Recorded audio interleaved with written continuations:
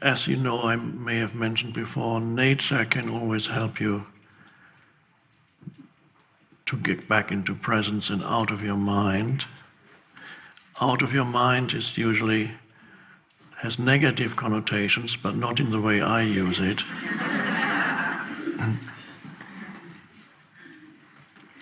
So even in the midst of a city, there's always a little bit of nature somewhere. In New York, you might have to look like a tourist, but the tourists are looking at the buildings and you'll be looking at the little bit of sky. So the sky is always there.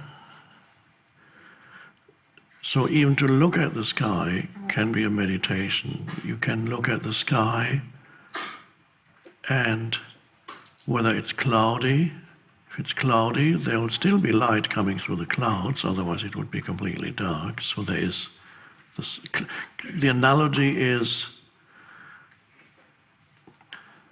the sky is your consciousness. The emptiness of the sky, the vastness of the sky is the unconditioned consciousness.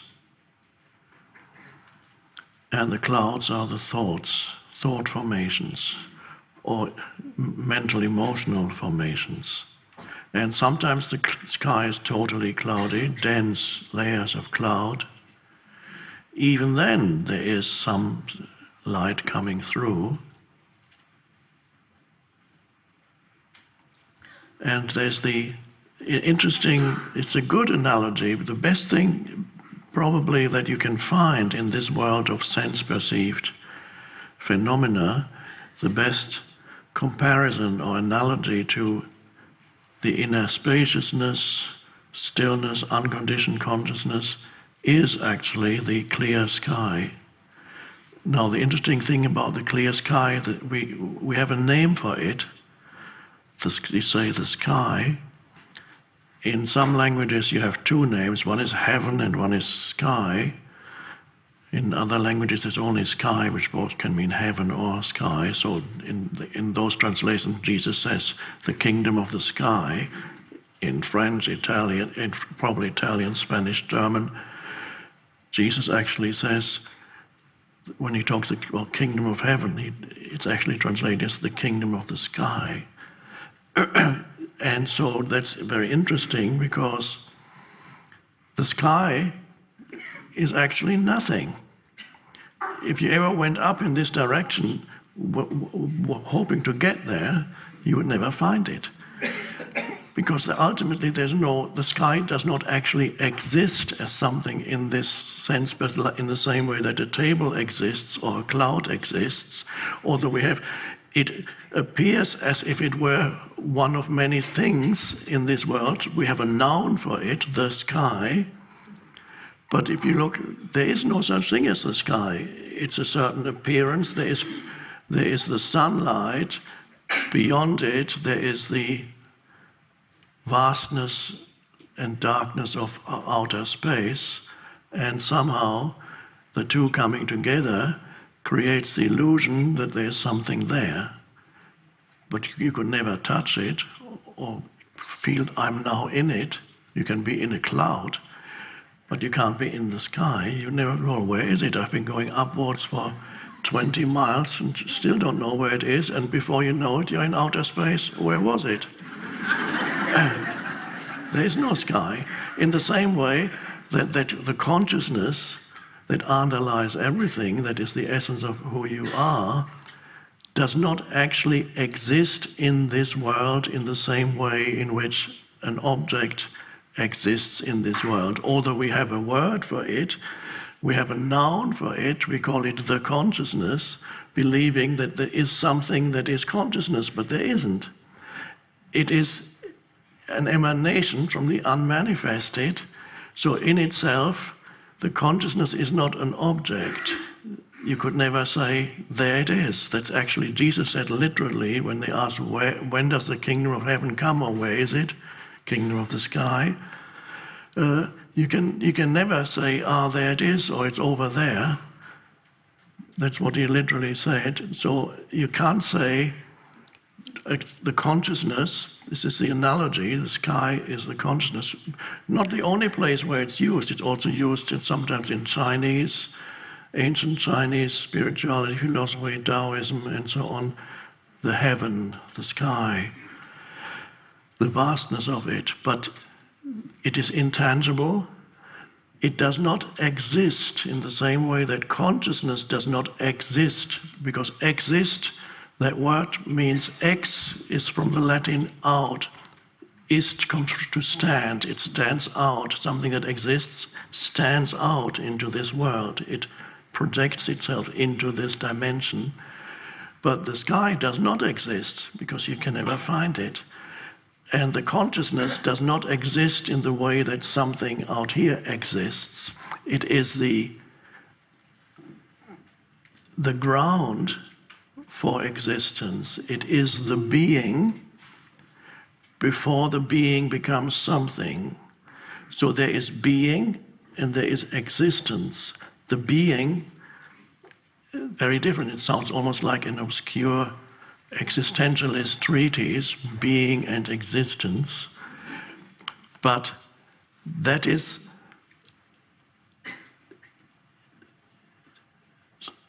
why people like Jesus used the sky as the closest he could get to explaining what the unconditioned consciousness is. And so when you look at the sky, the equivalent of the vast emptiness or spaciousness of the clear sky is your inner spaciousness or emptiness.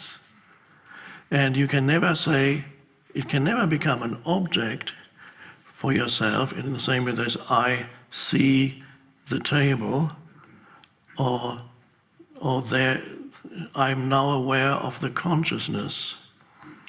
You can't be aware of the consciousness because the awareness is it. So there's no duality. You can't make it into an object. And that means when you are rooted in that dimension within yourself, that is very different from the form identity, the egoic identity. In the egoic identity, you have made yourself into an object of consciousness, starting with, as we mentioned the other day, the pool of water in which Narcissus saw himself, the ancient myth. And so that was the beginning of human consciousness forming an image of itself and mistaking the mental image for who you are. So you make yourself into an object of consciousness. Then you have a relationship with this object of consciousness, which is a mental creation, a mental formation. And this object of consciousness becomes you, and you have a relationship with yourself. That's a strange thing. Now you will find that your dog is so much happier than you and experiences so much more joy because the dog does not have a relationship with him or herself, hasn't created a mental image that he can be unhappy with. I'm not happy with the way I look.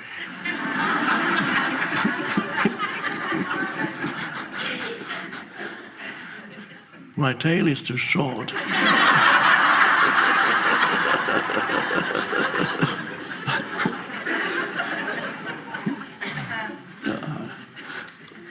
My legs are too short.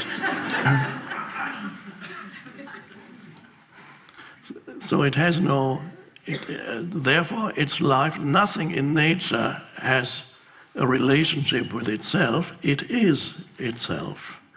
The tree is itself, the flower is itself. It is never unhappy about itself. You can only be unhappy about yourself if you have a relationship with yourself, which is the ego. So if you discover within yourself that a lot of the time you're in a state of lack, of insufficiency, of not enough, and you feel that the answer to, the remedy is to be active in this world and achieve and do as much as possible, then you'll probably find that ultimately that is not the answer to your state of lack. In order to transcend, to go beyond your state of lack, of neediness, of not enough, spiritual practice and spiritual realization is necessary. Focus on the realization of being. It's only there that you can go beyond that state of lack, which is ego.